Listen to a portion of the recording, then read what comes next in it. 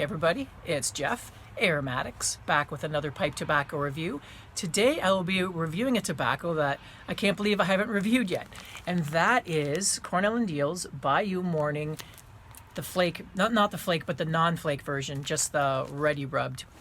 There is a flake version, and I'm pretty sure that it's mostly red, if not all red Virginia and Perique, whereas this one is mostly bright Virginia and some Perique, and I think a little bit of red as well. Funny that I haven't reviewed it, and although I think I have reviewed an aged version of the Bayou Morning Flake that I was given from Andrew Sergliano. But the story behind this is, of course, I have tried this pipe tobacco. I tried it early on in my pipe smoking journey, and for some reason it got lost in the clutter of different Virginia Periques. I'm not really sure why. It just did. So it's kind of sat on the shelf, and I smoked a bunch of other ones, and I think I got caught up into one of my favorite Virginia Periques from Cornell and Diehl is Poplar Camp. And so anyway, this one just kind of fell to the wayside. But then maybe like 2 years ago or a year and a half ago, I picked up this Father's Day Missouri Meerschaum corncob pipe, and it came with a couple different ounces of different tobaccos, one of which was a couple ounces of the Bayou Morning. I was in a hurry one day, so I loaded my pipe, this pipe actually, up with it, started smoking it, and it hit me. I'm like, wow, like I've been missing out. Like I don't know why I haven't been smoking more of this. So let's get in on it. So yeah, it's I'll show you a picture of the cut right here. It's your regular kind of ribbon cut. The smell I get in here is kind of hard to explain. I mean, it's nothing special, which is probably why it's kind of hard to explain. I guess the best way to describe it would be if there's such a thing as fermented hay or fermented grass.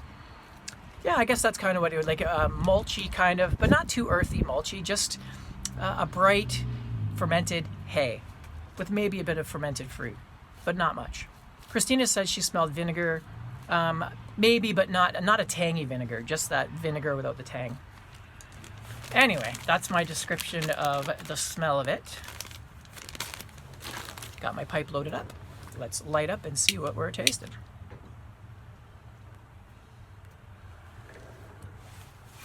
So right away, very flavorful. When it comes to Virginias and even some Virginia Periques, I still find them a little bit mild in the end.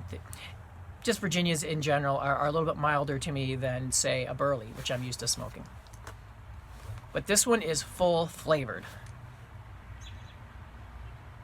Another thing that stands out right away is, and I've read the reviews, but I swear I thought this right away before I saw the reviews, was buttery smooth.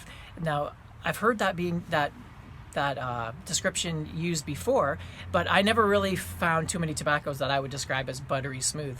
But this one, yes, buttery. It's just got this creamy buttery taste that I wasn't expecting, because when I first smoked it, maybe I was just because I was too new, and the reviews I was reading, maybe I just had a picture in my head that this was spicy, because it does have a lot of Perique in it. So I was expecting, spicy, strong, and there was just other Virginia Periques at the time I was smoking with that kind of profile. But when I smoked this again for the first time, I realized it's actually not as spicy as I imagined, or I'm not sure if it's still described as spicy or not. But it's definitely a full-flavored, strong tobacco. So you get the kind of like a bready, little bit of grassy hay taste,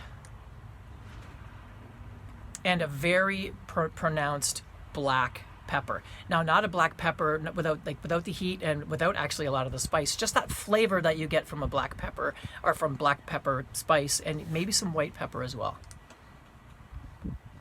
So if I could describe it in three descriptors, I'd probably say bready, bread, butter, and pepper is kind of what it is. Bread, like I've heard, who was it? Mel, Garbage Man Piper, described a certain tobacco to him he called it the pepper bagel. This to me is the pepper bagel flavor. Imagine a buttered bagel with a black pepper type of seasoning on there. And of course the little nuances of hay and grass. But The one thing that's kind of the bonus and maybe a downfall to this is it's super consistent, almost to the point of being, I wouldn't say mundane, but to the point of being it's not a complex blend. That's what kind of draws me more to Poplar Camp from Cornell and Diehl. Is it's got, sometimes it's milder, sometimes it's stronger, sometimes it's got spicier. It bounces around, and it's got some different flavors. Whereas this, what you get from the beginning is what you get to the end. That buttery smooth pepper bagel, grassy hay type of taste.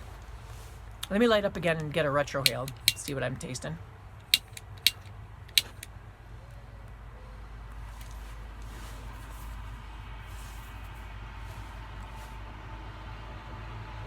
There's a little bit of there's spice there. There's definitely a spice and a tingle, but I don't find it overbearing at all. Very, very tasty. So to me, if you're a first-time Virginia Creek guy, you're looking to get into these, I would definitely still stick to, say, Escudo as my first. That's the best, I think, all-around vapor. But if you find that to be maybe a little bit mild and you want to know what the next step up is, like what's a good benchmark for Virginia Creek on the stronger side, I would say try Bayou Morning. I think a lot of other people would agree that it is just a great overall example of a nice, strong, full-flavored Virginia Creek, but yet still buttery, smooth, and very approachable. Anyway, I hope you guys enjoyed my review. I'm going to keep enjoying this pipe. It's going great with my coffee, and I'll see you on my next video. Till then, Aromatics, signing out.